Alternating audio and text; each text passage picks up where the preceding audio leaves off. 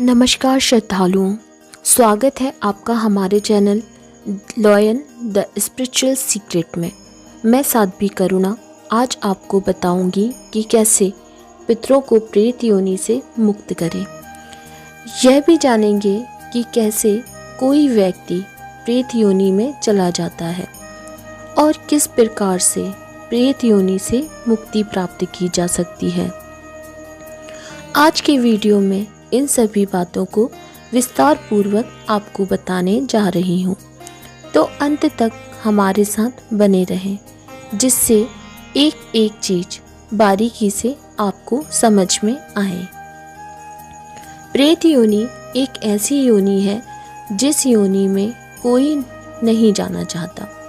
जो वस्तुएं हम इस संसार में भोग करते हैं, मतलब जो मनुष्य इस संसार में भोग करते हैं, जिन चीज़ों का आनंद लेते हैं, उन सभी से जो वंचित योनि है वह प्रेत योनि है। जो इंसान इस धरती पर रहकर कर्म कांड करता है या कर्म करता है, पुण्य प्राप्त कर सकता है, जाप कर सकता है, स्वादिष्ट भोजन का आनंद ले सकता है या जो चाहे वो चीज़ें वह प्राप्त कर सकता है, उन सभी से वंचित योनि को प्रेत योनि कहा जाता है।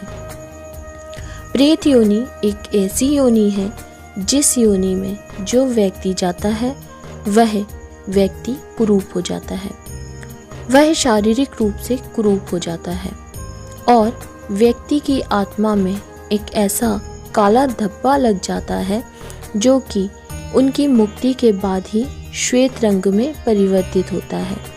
वह काला धब्बा प्रेत योनि का होता है।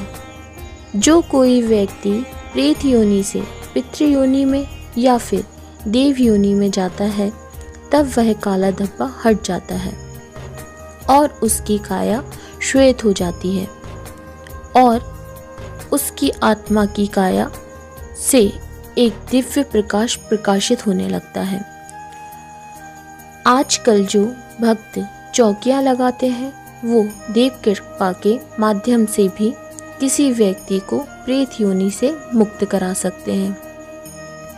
प्रेत योनि से मुक्त कराने के लिए कर्म कांड करने पड़ते हैं, जो कि किसी व्यक्ति के द्वारा किए जा सकते हैं।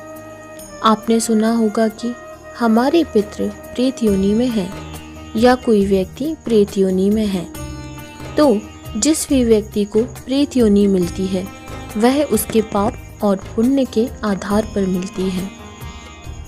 आपने कई बार देखा होगा कि गया में जाकर लोग श्राद्ध करते हैं, अपने पितरों को श्राद्ध करते हैं ताकि वे प्रेत योनि से पितृ योनि में चले जाएं। जो व्यक्ति प्रेत योनि में होते हैं वो स्वयं कर्म नहीं कर पाते और जो जाप कर हम करते हैं वे उनके द्वारा पितृ योनि में प्रवेश करते हैं। जो हम उनके लिए श्राद्ध करते हैं, जो हम उनके लिए तर्पण करते हैं, हवन करते हैं, यज्ञ करते हैं, उसी के माध्यम से वे प्रेत योनि से मुक्ति पाते हैं।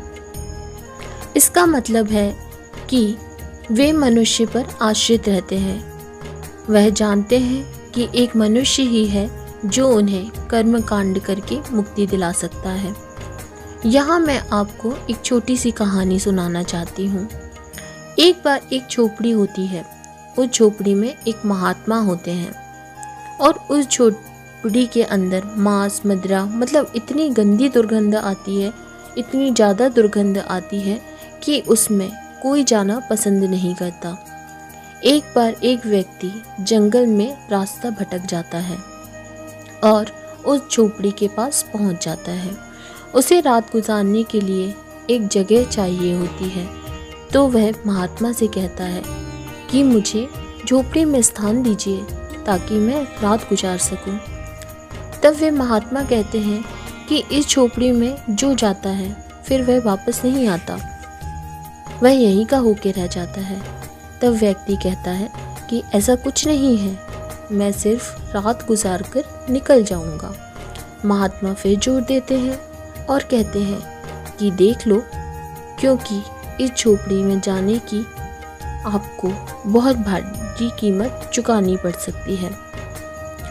इसके लिए हो सकता है आपको अपने प्राणों का त्याग भी करना पड़े। व्यक्ति कहता है, वैसे भी इस झोपड़ी में इतनी गंदी दुर्गंध आ रही है कि इसमें रात बिताना भी मुश्किल है, मैं तो सुबह निकल जाऊंगा। जब सुबह होती है तो व्यक्ति देखता है कि एक नया सवेरा है और जो माहौल है वह उसके अनुसार परिवर्तित हो गया है। जहाँ से दुर्गंध आ रही थी वहाँ से सुगंध आना प्रारंभ हो गई है।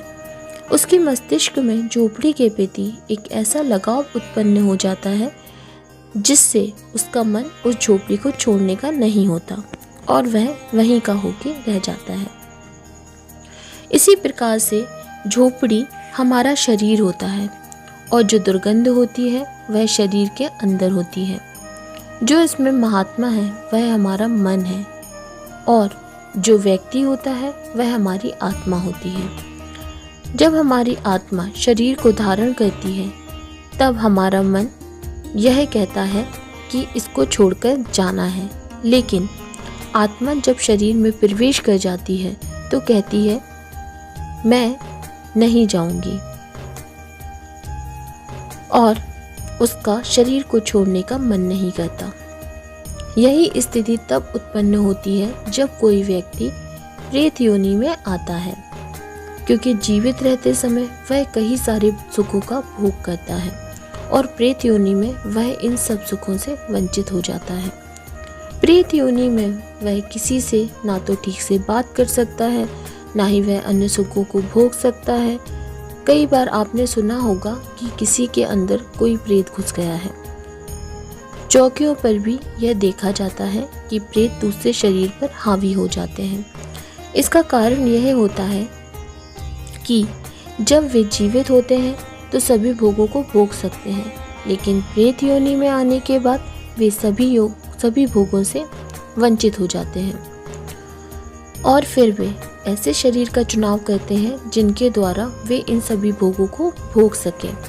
और जब वे किसी के शरीर में प्रवेश करते हैं तो सभी भोगों को वे भोगते हैं, जैसे भोजन, संभोग, विहार इत्यादि। मनुष्य जो भी भोग भोगता है वे सारे भोग भोगते हैं और अंत में कई सालों के बाद जब प्रेत उस शरीर में रंग जाता है तो वह उस शरीर को अपना समझने लगता है। वह उस शरीर को छोड़ने को तैयार ही नहीं होता और कहता है कि यह तो मेरा शरीर है, और उस शरीर को छोड़ने का उसका मन नहीं करता। फिर वह भक्तों के पास जाता है या उसे भक्तों के पास लेकर जाया जाता है। फिर भक्त किसी देवी शक्ति के द्वारा उस प्रेत को उस शरीर से निकालते हैं। कई लोग मुक्ति करवाते हैं।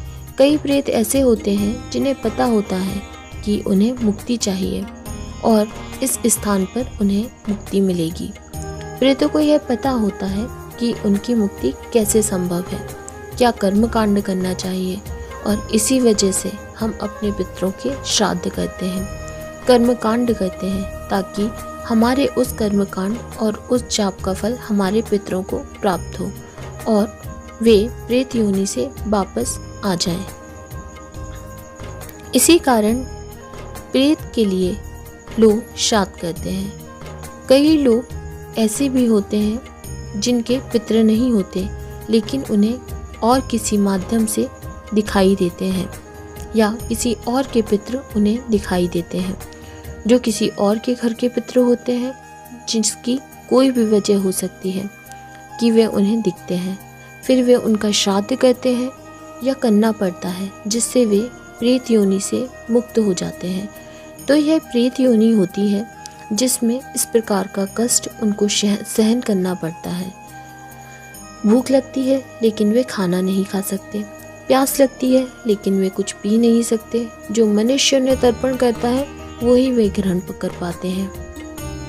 जैसे सूर्य को पितरों के नाम से जल अर्पण करना, कौओं को भोजन करवाना, इस प्रकार से पितृ हमें आशीष देते हैं।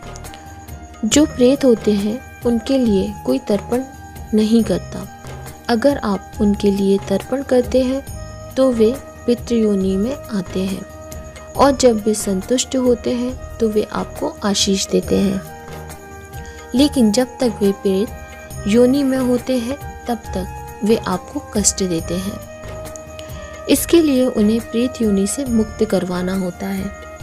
प्रेत योनि से मुक्त करवाने के लिए पंडितों को कर्मकांड करने होते हैं।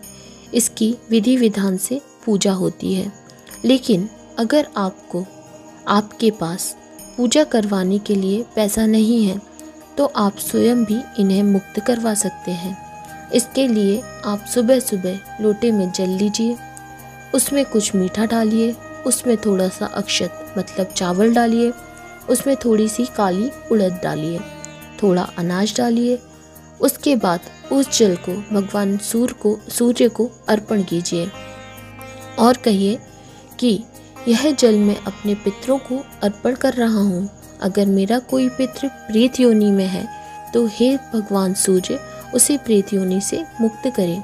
इस प्रकार भगवान सूर्य को वह जल प्रतिदिन आपको तब तक अर्पण करना है जब तक आपके पितृ आपको स्वप्न के माध्यम से पितृयोनि में ना दिखे, मतलब वे आपको श्वेत रूप में ना दिखे या वे आपको एक अच्छे रूप में ना दिखे। अगर आपके पितरों को मुक्ति नहीं मिलती तो घर में परेशानी चलती रहती है। जब आप ऐसा करेंगे तो आपके पितृ मुक्त हो जाएंगे और आपके घर की परेशानियां भी समाप्त हो जाएंगी और आप समझ जाएंगे कि आपके पितृ जो है वो प्रेत योनि से मुक्त हो चुके हैं।